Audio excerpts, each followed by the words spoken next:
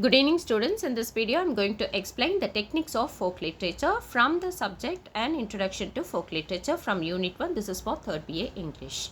So techniques of folk literature, they are using actually various techniques, and oral literature is usually transformed from one generation to another generation through oral tradition in the form of story, in the form of poems and various narrative forms. And what are the techniques? First one, repetition, formulaic expressions, freedom of improvisation, and realistic into realistic, actions and emotions. First one, repetition. Folk literature you know very well, based on oral tradition only, and so it is important for the singers or minstrels or storytellers to remember or memorize the stories and songs. So it is important for them to narrate the same story and sing the same song in the same manner to different audience. So the same story song can be heard with a little change or no change.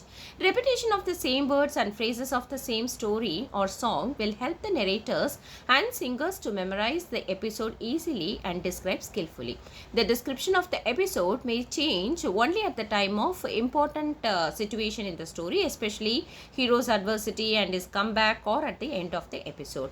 This change will help the narrator to make the story more interesting to the audience. The next one is formulaic expression. Formulaic expressions mean verbal expression in a fixed form. For example, whenever we narrate the story once upon a time, so this is fixed one, isn't it? Folk literature comprises lot of formulaic expressions, and these expressions come either at the beginning or at the end.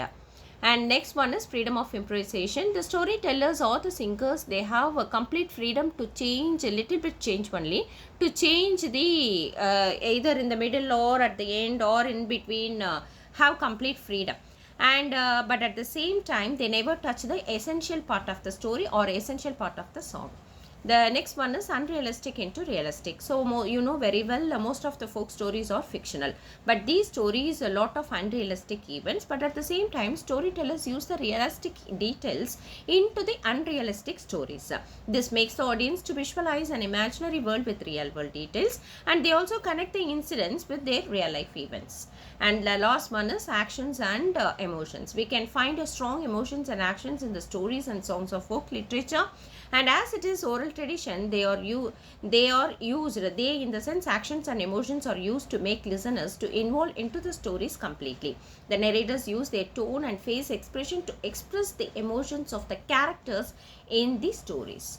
Thank you students, thank you for listening, and thank you for watching.